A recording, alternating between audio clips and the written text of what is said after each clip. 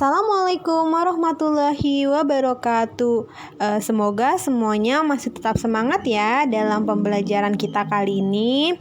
Sebelum memulainya, coba kalian terlebih dahulu membuka modul pembelajaran kita kali ini, yaitu tentang teori dan kebudayaan agama Hindu, Buddha, dan Islam di Indonesia. Jadi, teori masuknya agama Hindu ke Indonesia itu ada beberapa hipotesis yang menyatakan tentang yang pertama itu teori Brahmana, teori Ksatria, teori Waisa, teori arus balik, dan yang terakhir teori Sudra. Yang pertama yaitu hipotesis tentang teori Brahmana. Jadi teori ini dikemukakan oleh Van Lier. Dia mengatakan bahwa pendeta-pendeta India yang bertanggung jawab terhadap penyebaran kebudayaan India atau Hindu di Indonesia. Jadi para kaum Brahmana diundang datang ke Indonesia oleh raja-raja yang ada di Indonesia untuk keperluan keagamaan. Selain itu juga banyaknya ditemukan prasasti dengan tulisan Pallava dan bahasa Sanskerta. Karena tulisan dan bahasa tersebut hanya dapat dikuasai oleh kaum Brahmana. Teori yang selanjutnya yaitu teori Ksatria. Teori ini dikemukakan oleh C.C. Bird dan Mukherjee. Pendapat ini didasari bahwa para ksatria atau para prajurit yang kalah perang, mereka mencari wilayah baru untuk membangun koloni-koloni baru. Setelah itu, mereka juga membangun kerajaan-kerajaan baru di wilayah tersebut. Teori selanjutnya yaitu teori Waisa. Teori Waisa ini dikemukakan oleh N.G. Krom.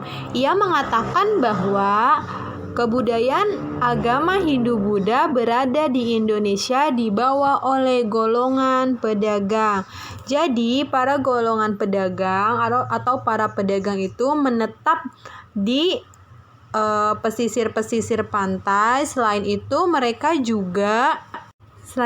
mereka membangun pemukiman. Nah, pada saat mereka membangun pemukiman sambil menunggu cuaca untuk berlayar ke tempat lain, mereka juga melakukan perkawinan terhadap pribumi. Nah, dari situlah penyebaran agama Hindu-Buddha dilakukan. Selanjutnya, teori arus balik yang dikemukakan oleh F.D.K. Bose, bahwa penduduk Indonesia memiliki peranan dalam penyebaran agama Hindu-Buddha di Indonesia. Jadi, para pelajar-pelajar Indonesia pergi ke India untuk belajar agama Hindu-Buddha, dan mereka kembali lagi ke Indonesia untuk menyebarkan agama Hindu-Buddha. Yang terakhir yaitu teori Sudra. Menurut teori ini, penyebaran agama dan kebudayaan Hindu ke Indonesia dibawa oleh orang-orang India yang berkasta Sudra. Di India, sebagai golongan kasta paling rendah, mereka merasa tersisih dan hanya hidup sebagai budak. Oleh karena itu, orang-orang India yang berkasta Sudra datang ke Indonesia dengan tujuan untuk mengubah kehidupannya. Nah, karena itulah terjadi interaksi antara penduduk India dengan penduduk pribumi Indonesia.